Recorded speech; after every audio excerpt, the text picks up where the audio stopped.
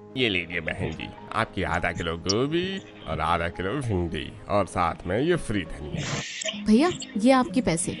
वैसे भैया, आपने अपनी ठेले पर ये खराब सब्जी क्यों रखी हुई है? इस तरफ सारी साफ सुथरी हरी ताजी सब्जियां हैं और इधर ये खराब निशान पड़ी। इन्हें यहाँ नीचे डाल दो ना, गायें आएगी तो खा लेगी। अरे बहन जी, ये सब्जियां तो अभी बिकेंगी, इसे लेने के लिए ग्राहक आने ही वाले होंगे। भैया, ये सब्जियां तो फेंकने लायक है, भला इसे कौन खरीदेगा? सब्जी खरीदने आई मधु सब्जी वाले की बात सुनकर इतना बोल ही रही होती है कि तभी वहाँ हाथों में सब्जी का थैला लिए एक आशा नाम की औरत आती है। भैया, सब्जी छाट कर रख दी थी आपने, इस थैले में डाल दीजिए। आशा की बात सुनकर सब्जी वाला वो सड़ी कली और निशान पड़ी हुई सब्जियों को आशा के थैले में डाल देता है और आशा उस सब्जी वाले को 20 रुपए देती है, जिसे देखकर वो सब्जी वाला, अरे काहे के 20 रुपए, 30 रुपए की सब्जी है, सारी लाओ और 10 रुपए और दो। भैया, और दिनों के हिसाब से तो आज सब्जियां कुछ ज्यादा ही खराब लग रही हैं और कितने निशान भी है इन पर। 20 रुपए सही है इसके? इसे थोड़ा साफ करके बेचने पर लोग 50 रुपए में खरीद कर लेकर जाएंगे। 10 रुपए दो या तो सारी सब्जी वापस रख दो।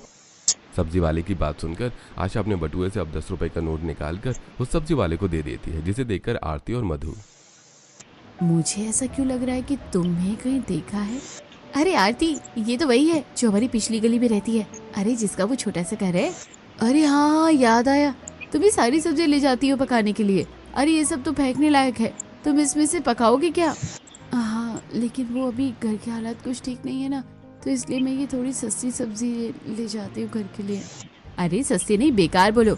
घर के हालात ठीक नहीं है, बात समझ आती है, लेकिन इस तरह की सब्जियां कौन खाता है? इसे खाकर बीमार पड़ना है क्या? रहने दे मधु, इन गरीबों को समझाने का कोई फायदा नहीं है। हमें तो बस लगता है इनके पास पैसा नहीं है, लेकिन इनके पास बहुत पैसा है। पता नहीं इतना पैसा रखकर ये लोग जाएंगे कहाँ। आरती और मधु की ऐसी बातें सुनकर आशा को थोड़ी शर्म महसूस होती है और वो फौरन अपनी सब्जी का थैला लिए सीधा घर पर आ जाती है। आशा बहू, आ गई तू। आ जाने में काफी वक्त लग गया है। पता है बच्चे कब से खाना खाने के लिए कह रहे हैं। आज तो मुझे भी शाम से ही भूख लग गई है। माँ जी, वो आगे वाला रोड बन रहा है ना, तो पीछे वाले रोड से आई थी, इसलिए टाइम लग गया। मैं भी खाना बना देती हूँ। आशा अपनी जेठानी के साथ अब सब्जियां को छाटने के लिए बैठ जाती है, तो वहीं माया आटा गूंथ रही होती है। इस बार तो आटा भी काफी जल्दी खत्म हो गया। 2 दिन के लिए ही आटा बचा है, फिर क्या करेंगे हम? इतनी जल्दी आटा कैसे खत्म हो गया? पूरे दिन भर में मुश्किल से 2 वक्त का खाना तो खा पाते हैं हम। अर्जुन का काम भी पिछले 3 महीने से मंदा पड़ा है, अब राशन कहाँ से आएगा? माँ जी, आप चिंता क्यों कर रही है? कुछ ना कुछ जुगाड़ निकल ही जाएगा।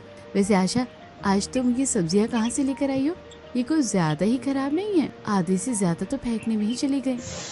क्या करूँ भाभी, सब्जी वाले के पास यही सब्जी बची थी और तो उसने सब्जी के भी 30 रुपए लिए। रत्ती भर तो सब्जी है, सब कैसे खाएंगे? अब हर बार की तरह इस बार भी सब्जी में पानी ही मिलाना होगा, तभी सबकी प्लेट में आधी आधी कटोरी सब्जी आएगी। सब्जी बनाते हुए संगीता ढेर सारा पानी डाल देती है, तो वहीं माया सभी घर वालों के लिए एक एक रोटी बना देती है। थोड़ी देर में अर्जुन आ जाता है और अब सभी एक साथ बैठकर खाना खाते हैं।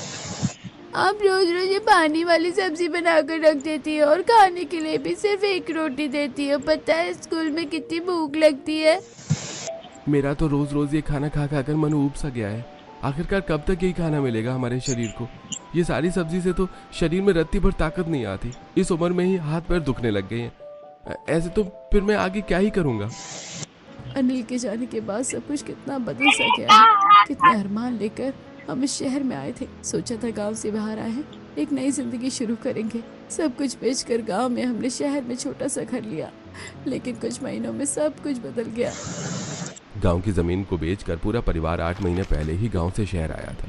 कुछ ही हफ्तों में इन सबकी जिंदगी धीरे धीरे सुधरने लगी थी, लेकिन एक रोड एक्सीडेंट में उर्मिला के बड़े बेटे अनिल की मृत्यु हो जाती है, जिसके बाद घर के हालात ऐसे बिगड़ते हैं कि अभी तक ये पूरा परिवार खुद को संभाल नहीं पाता। सभी आंखों में पानी लिए खाना खा ही रहे होते।